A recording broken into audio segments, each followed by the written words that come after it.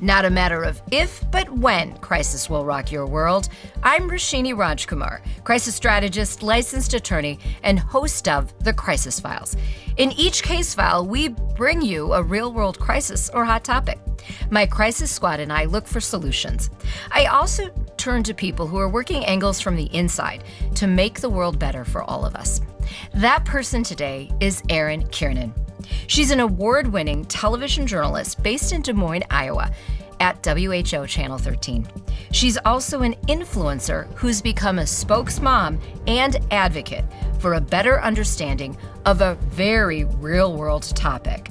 Erin is here for the case file I call Understanding Autism. Erin, there are so many myths about autism. First, your amazing son is who brought you into this topic. Yes, Michael Francis is 8.5 years old. He was diagnosed with autism when he was about 3.5, although I had some suspicions, if you will, that he was on the spectrum for some time before that. And that is what brought all of this home, literally, for me. Though over the years as a journalist, I had done lots of stories on autism and with autism families. And a lot of it was what I call advocacy journalism. So it all feels a little bit full circle. Yeah, like in a way, you were kind of the made for this topic mom with your platforms. And I know you have a huge following. And I mean, so I'm just really happy that you're with us today because you give us both some scientific and practical, but also personal insight into this. For people who don't know, what is autism? All right. So the term that is widely used that was new to me when we embarked on this journey, really very quickly realizing, my husband and I, that we thought we knew things about autism, but we really knew nothing, is this term neurodivergent. And that is used as sort of an umbrella to describe not only autism, but lots of other disorders. They're classified medically disorders that are rooted in the brain. So the way I choose to talk about autism is that Michael Francis's brain is just wired differently. So that's why we say neurodivergent.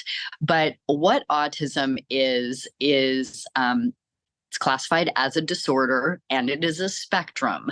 So people can be completely nonverbal, have a range of disabilities that accompany this, where they may not be toilet trained, like through adulthood. They, of course, many people know about the social challenges, trouble interacting with people. That's often part of it, but to varying degrees. And then you can have people that we now know are on the autism spectrum, like a Jerry Seinfeld, who's somebody who's diagnosed in adulthood, who maybe his entire life people thought he's a little quirky, but that's it.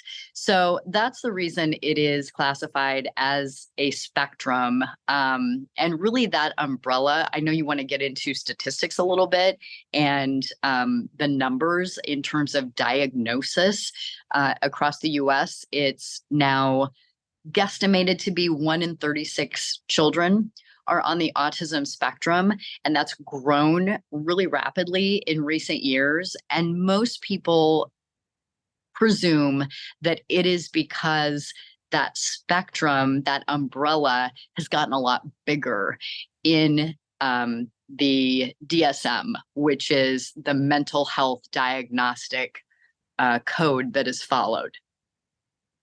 Thank you so much. That's such a great overview, and it really helps educate everyone on some baseline. And I love that you say neurodivergent because that helps us bring in the neuro, which is the brain, and you and I might be called neurotypical. So really, all of us are on the neuro spectrum.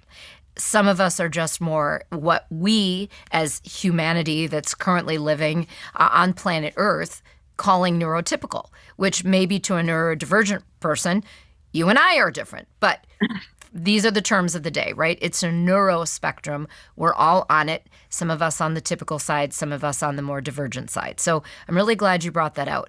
Also happy that you mentioned Jerry Seinfeld, because I've also noticed in the last few years, there really has been an increase in adult diagnosed either ADHD or adult diagnosed neurodiversity. So this is really a hot topic right now, and that's why we're talking about it on the Crisis Files. I do want to share some stats that I looked up from the World Health Organization. And as Erin mentioned, in the U.S., 1 in 36, which is a high prevalence of children who are believed or have been diagnosed with autism.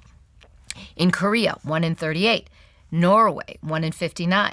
Australia, 1 in 70. Japan, 1 in 87. And Sweden, 1 in 100. And I chose tried to go all over the globe to show this is quite a difference. And so perhaps there are some countries that either they don't have the same kind of testing, or maybe they're living with it and might not think someone is neurodivergent. They're brilliant. They're doing something. They're just, and that would be an interesting thing, maybe a topic for another case file. Also, the Autism Community in Action, TACA, has estimated that 25 to 30% of children with autism are minimally verbal. I want you to get into that, Erin, because Michael Francis is in that percentage. Yeah, he is. And I was chatting with Michael, my husband, a little bit about doing this podcast with you. And, of course, we talk about this issue and our son at length every single day and all of the things that come along with this diagnosis. But probably one of the most challenging and sort of ironic things to us is that we are both chatterboxes. Like people are probably often like, I can't get a word in edgewise with these people, although obviously a large part of my job is listening. And then we have this child who struggles to speak. And we can see, you can literally see the wheels turning in his brain, and that it's so frustrating that he can't communicate what he's thinking, what he's feeling. He's gotten pretty good at telling us what he wants to eat, but that's so important, right? It is important, yeah. But really, what he will say is not conversation. We classify it as like demand based, so he'll say, I want chicken nuggets, or like today it was screaming at the top of his lungs, I don't want to go to school. Which most parents can relate to that. Yeah, we're like, okay, we got it, buddy. School's almost over for the year. But yeah, it's really, Holly Robinson Peete is an actress who was, really, really big, like in the 90s. And she has taken on this role as autism advocate because she has a son who's on the spectrum. I think he's a teenager now, maybe 20 years old. And I recently saw a post of hers where she was essentially interviewing her son, and she was asking him, do you remember what it was like when you could not speak? When you were 3-4 years old, and what did that feel like? And he paused for a minute, and you can still tell that he has to work really hard to articulate his thoughts and his feelings. And he said, it felt like there was a ball stuck in my throat. Wow. And I was so rocked by that. I loved hearing it because we are obviously doing all of this research and work personally to try to understand our son, but there's so much that we just don't know because of these barriers that exist. So then to listen to someone like that who now has a voice and can communicate is so valuable. I kind of think of it like someone who's speaking a foreign language that you don't know. The beauty for them is they can at least communicate, and they're understanding they're saying something. So they probably don't personally feel like there's a ball in their throat. But if you don't speak that language, you cannot understand. You cannot understand. So getting into kind of the description language, and are there other modalities and treatments? I want to get into that. the description language. I love that you said Michael Francis's brain is differently wired. And what I have come to learn in my own close exposure to neurodiversity is we don't use the term disease or disorder. We use the term different. The brain is different. Our brains are different. And that's why, my brain as a neurotypical is different from someone who's neurodivergent. And that's really been helpful with that language. What would you like to say to people in how we use the language that's sensitive? I mean, even TACA is calling it disorder on their website. And that's something, I'm not going to write them a letter anytime soon, but I would love us to get away from calling this a disorder. It's a spectrum. And yes, if someone is blind, they have, maybe we say it's a disability. They have a difference, but I'm not thinking of them as less than. And somehow that word disorder connotes a less than, which I would love us to get away from. Yeah. So I, for years as a journalist have used the phrase words matter. And like when I'm mentoring younger reporters and producers, I say that often, words matter. And I think, that obviously is a huge part of my advocacy work is how we talk about people. I try not to get in, online fights with people. Yeah, I'm sure it's hard sometimes. Yeah, because that's just a slippery slope. People do use the word disorder because that is the medical description, autism spectrum disorder. So, when we're talking about it medically, that is what it is. But I think it's more like a way of thinking. So Carrie Ebert is a speech language pathologist who's based in Kansas City, but she's originally from Des Moines. And I connected with her last year when I was doing this multi-part, really in-depth series on autism. And she's been a fantastic resource for me. Carrie Ebert Seminars is her handle on Instagram, and she puts out so much great informational content. She has a little flyer, if you will, info flyer that she made up, and I'll send it to you so you can pop it up because I'll mess it up if I try to go through all the different things. Yeah, we'll make that available to our listeners. Yeah, so it's 6 or 7 phrases that she has on this. Autistic children, and then it's like learn differently, play differently, use and acquire language differently, all of these, sort of check boxes, if you will. But the thing that she has at the bottom that I love is, I'm paraphrasing here, but autism is not a disease that needs to be cured. It is a different and valid way of being human. And so that gets to what you're saying, different, not less. Yes. It's just a difference. Yeah, I love that. That gives me choked up just when you think about what she's saying there. I mean, that it's so important. I know you and your husband, Michael, for your son, Michael Francis, have also gotten various therapies. So there's physical therapy, occupational therapy, speech therapy, ABA therapy. And you mentioned Holly Robinson Peete, her son in his young days couldn't speak. Now he is speaking. So what kind of hope do you have for Michael Francis when it comes to the verbal communication?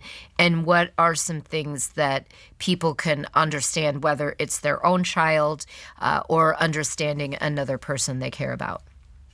Well, we have, I'm not going to say we've done anything and everything because that certainly is not the case. I feel like every day I'm learning more and learning about other options to explore. But traditionally, when you get this diagnosis, your pediatrician or the developmental disabilities specialist who you end up seeing is going to say to you, these are the things you want to do as soon as possible. And those include speech therapy, ABA therapy, which is really controversial, by the way. And I did not know that until we were probably at least a year into having Michael Francis in ABA. So don't let me forget to circle back around to that and talk about it briefly. Occupational therapy, physical therapy. Some people have to go through feeding therapy because they have such sensitivities to different textures, smells. You know, in the autism world, this is something I never knew. Most children have like a very limited diet, and it is constantly things like chicken nuggets, Cheetos, or, it's prepackaged crap food. But the reason is kids know what they're going to get. It's the same every single time.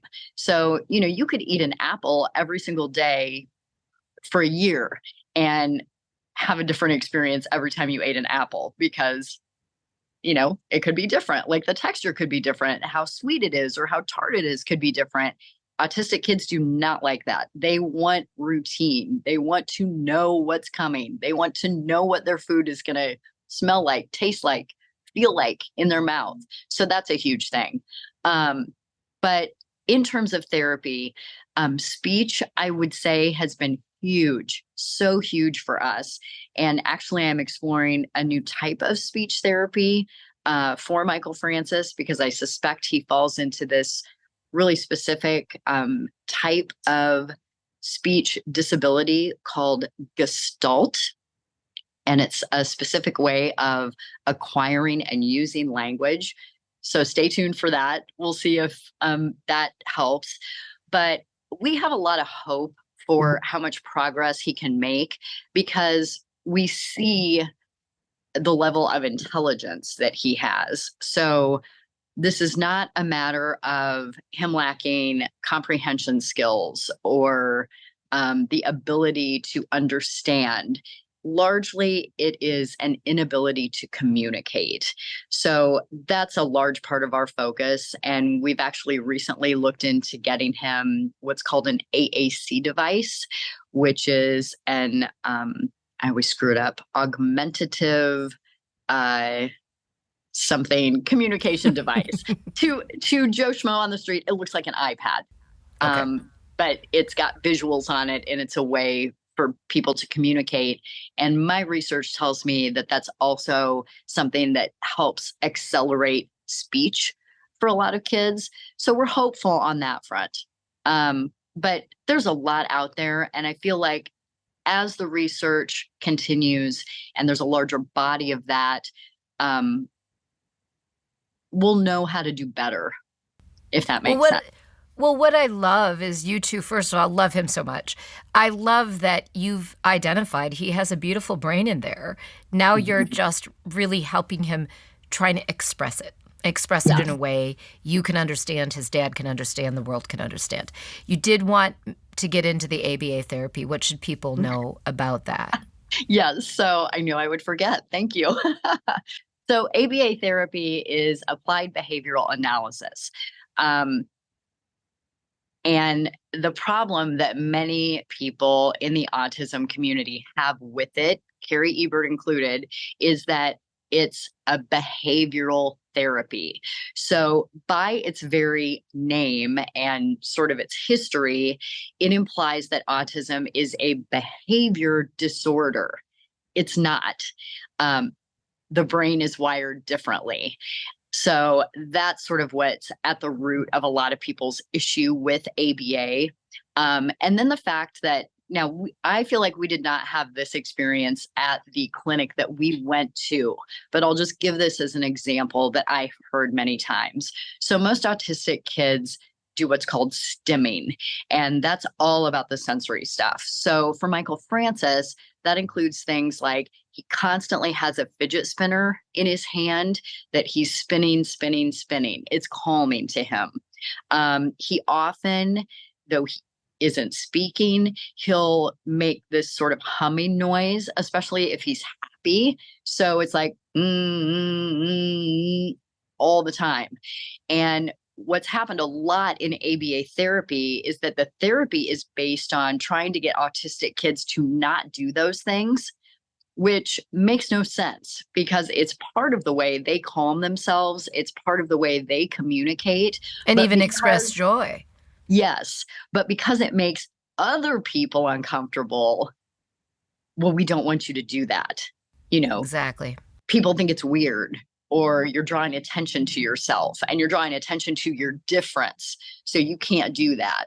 Or like even playing with toys appropriately, which is so silly, right? Like there's a right and a wrong way to play. So like Michael Francis has these little balls, and instead of bouncing them, he spins them because he loves anything that spins. Well, historically in ABA therapy, they would say, well, he's not playing with that ball correctly or appropriately.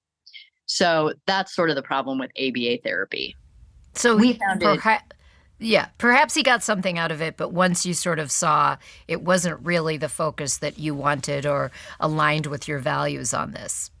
Yeah, exactly. So I think it served a purpose for us, especially early on. But he doesn't go to ABA therapy anymore. We went through a lot of parent training at ABA that I feel like was helpful for us as parents, having no idea, how to parent a child who's wired like this. I mean, we just had no idea. Another thing I want to bring up real quickly is all of the research points to this being genetic. And though my husband, you know him well, certainly does not have any deficits when it comes to speech, language, communication, we are, both of us, like, I think you're probably on the spectrum with the way his brain is wired. And so that gets very interesting too. And we have a number of people on his side of the family who are autistic. So, you start to see that come through as well. So it's really interesting the more you learn.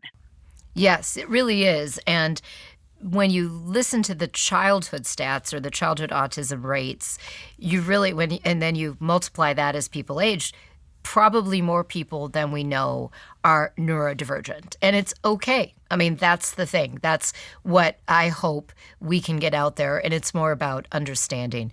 What can you tell people about, is there medication ever? Is some of those kind of treatments, Erin?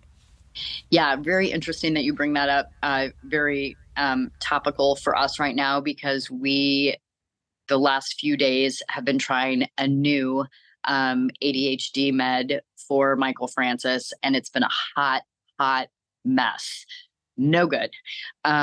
He's been super irritable, just things that typically frustrate him, like the boiling point we can see is just a lot faster, like almost immediately he's really angry about things that frustrate him and lashing out physically. So we are done trying that medication. The reason we had gone to that one is because we had an appointment just recently with his developmental disabilities pediatrician. It's a mouthful.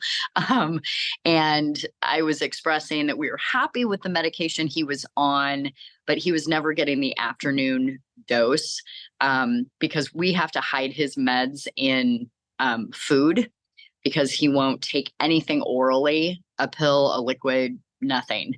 And so this new medication is more of a slow all day time release modality. And we definitely will not stay on it just because of the side effects we're seeing. Now, it's important for people to know that prior to this experience, I was sort of critical of people who were putting their kids on all these ADHD meds or, like, from what I could tell, there seemed to be like an Adderall epidemic among like high school and college age kids that I knew and that our sort of friend circle, were parenting or their kids were friends with. And now I am like, try anything and everything to make quality of life better for your kid. So definitely ADHD meds. Another thing that comes along with autism, just by virtue of how square, peg, round hole these kids feel, is anxiety. High anxiety. So we haven't done an anxiety specific drug yet, although that may be something that comes along as we sort of play around with the ADHD meds. But what Michael Francis has been on for some time in varying doses is actually a medication that was originally developed to help treat schizophrenia and bipolar disorder. and it's a mood stabilizing drug. He's on a super low dose of it, but we have found that it helps with, the aggression and irritability. And I think that's another thing that's hard for people to understand is, again, they're viewing this as a behavior disorder. It's important to understand that the behavior that you see coming out of autistic kids is because they are so frustrated by the world in which they are living which isn't really made for them. It's not made for them. And getting back to the speech thing, like imagine walking around all day, every day and not being able to articulate your wants and needs and feelings. I'm hot, I'm cold, my sock is bunched up in my shoe. I'm hungry, I'm sad, whatever. I mean, you'd be mad too and want to hit people. Every day. Every day I would. Yes. Well, you give us so much food for thought and hopefully food for life and going out into the world. I know there's also a lot of joy in your household, and you have another young child, an adult son. Let's kind of leave people with some of that joy, Erin. Yeah, I love ending on that note. I will say one of the big things that autism has taught our family is you experience joy in the tiniest things. I mean, I should have come armed with Kleenex. Yesterday was our daughter Audrey's birthday, her 6th birthday. And so, we had balloons and everything out in the morning. And it was such a huge deal for Michael Francis to say happy birthday.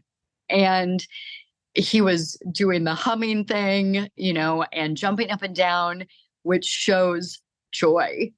And, for most people, they'd be like, yeah, big deal. My daughter's big brother said happy birthday. But for us, that is huge. It's huge. And so I'm crying, but, like, it's I'm crying. We're all crying. Tom's crying in the edit booth. So it's that, like, the smallest things are worth celebrating. And we do that every day. Yeah, you do. And I'm glad that you shared that. And thank you for sharing that. I'm so grateful for your courage, your insights. Just a little editor's note here from us. Erin and I go way back to 1999 when she and I worked at not the station she's at now, but a different station together in Des Moines, Iowa, and have been friends ever since. And it's like watching this part of your world, Erin, has been really beautiful that you're bringing this with your astute observations, and words do matter, and your words, and that you put faces to words and emotion to words, but really enlightenment and insights to words. So I appreciate that. Learn more about Erin, her insider takes on Erin Kiernan, that's ErinKiernan 13, Erin Kiernan on Instagram. So many beautiful stories, images, videos, lessons. I've learned a lot from her. Today's Crisis Brief is brought to you by Asset HR. Number 1, autism is truly a spectrum. You also hear the term neurodiverse. We're all on the neuro-spectrum. Our brains land at different points on it. Number 2, try compassion instead of judgment. Number 3, words matter. Autism is not a disease that needs to be cured. It is a different way to be human. Asset HR's unwavering commitment to exceptional service means they always maintain full dedication to existing clients. They believe in giving back by investing in the communities they serve. By fostering strong relationships and contributing to meaningful projects, Asset HR makes a lasting impact in the lives of the people they serve. Choose Asset HR and experience an HR partnership where relationships are paramount. Learn more at assethr.com. Rate, review, and subscribe to The Crisis Files on your platform of choice. Check out our website, thecrisisfiles.com, to catch up on all case files in one easy spot. Follow us on YouTube and Instagram at The Crisis Files. I'm Roshini Rajkumar. Join me next time on The Crisis Files.